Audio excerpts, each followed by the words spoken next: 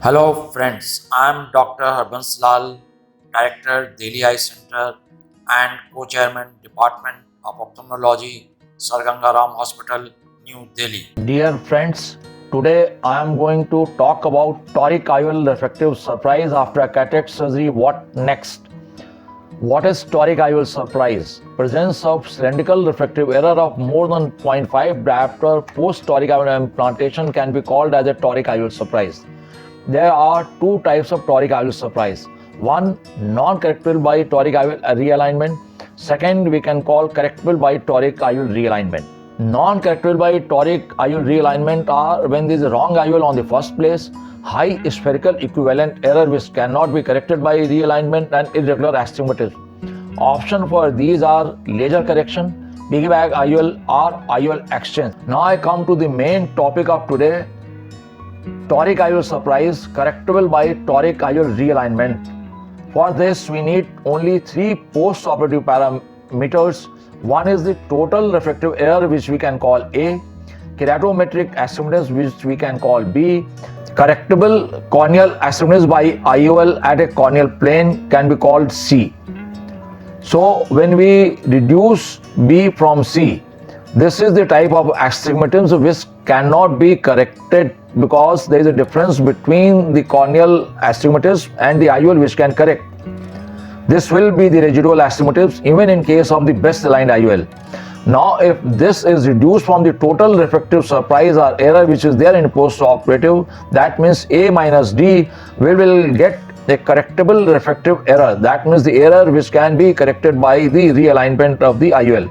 Now we come to the second part. Once we have got a refractive error which can be corrected by the realignment, we need to find out how much is the misalignment of the axis.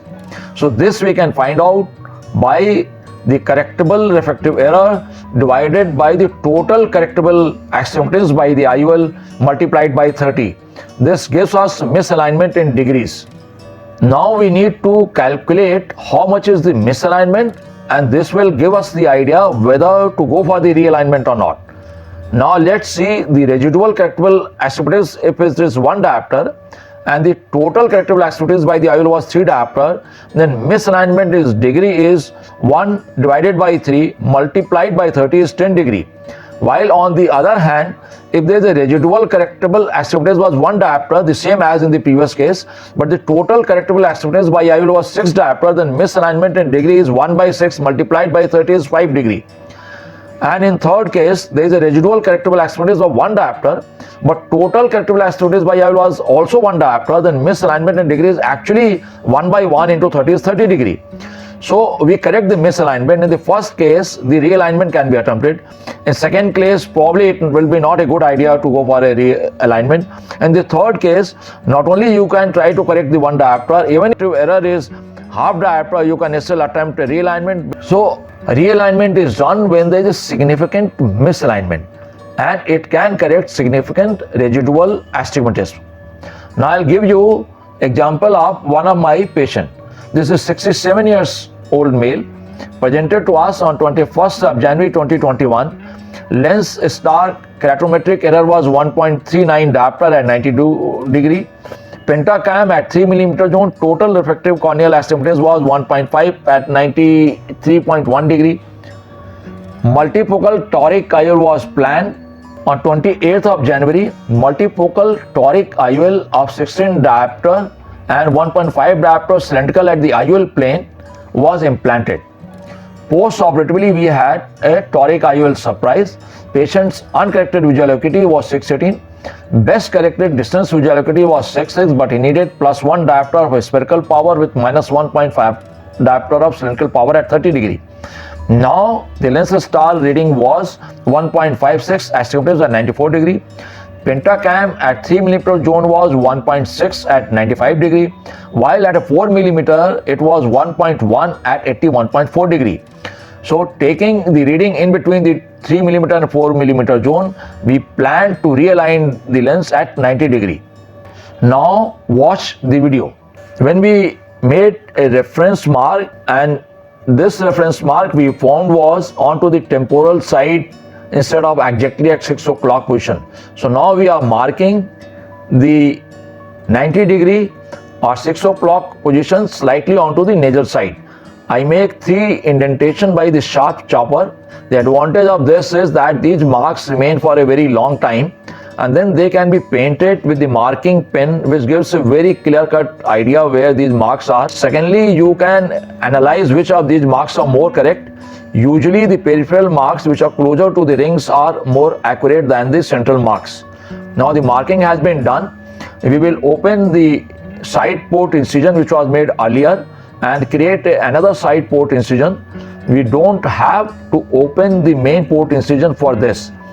After making the 2 side port incision, we inject the Gylocart to anesthetize the eye and then inject the hyaluronic acid underneath the anterior capsular rim and separate the anterior capsule from the posterior capsule, and you can see that the viscoelastic is going behind the lens and separating the anterior and posterior capsule very easily.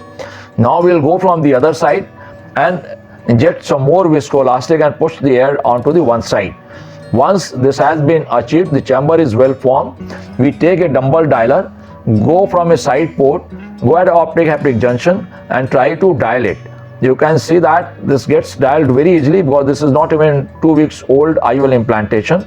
Still, we go with the rounded depositor and try to separate if there are any addition between the anterior and the posterior capsule on to the one side. Then the procedure is repeated on the other side. Same is done. And now we will keep on rotating this IOL clockwise till we get the exact position of the IOL. Important point to keep in mind is that when we rotate one haptic, the other haptic does not automatically gets rotated because of the very soft and easy bendable optic haptic junction. So we need to position both the haptics and markings, and we need to rotate on both the sides. So we are positioning it, and once it comes to the 90-degree or nearly 90-degree or required position, we will take out the viscoelastic from the eye. So now we rotate the another, push from the another optic haptic junction and bring it to the position where we want it to be there. We are now removing the hyaluronic acid from the eye. This is very important to remove all the viscoelastic from the eye, particularly from behind the lens. Now we'll go underneath the lens and remove the viscoelastic which is present between the posterior capsule and the IOL. And this is where the hyaluronic acid has got an advantage, because being cohesive, it comes out very easily and can be completely removed from the eye as compared to the dispersive viscoelastic, which should not be used in these cases. And push the air in so that the lens remains compressed and in position. Hydrate the wound and press it to seal. Thank you very much for watching. Please like and subscribe our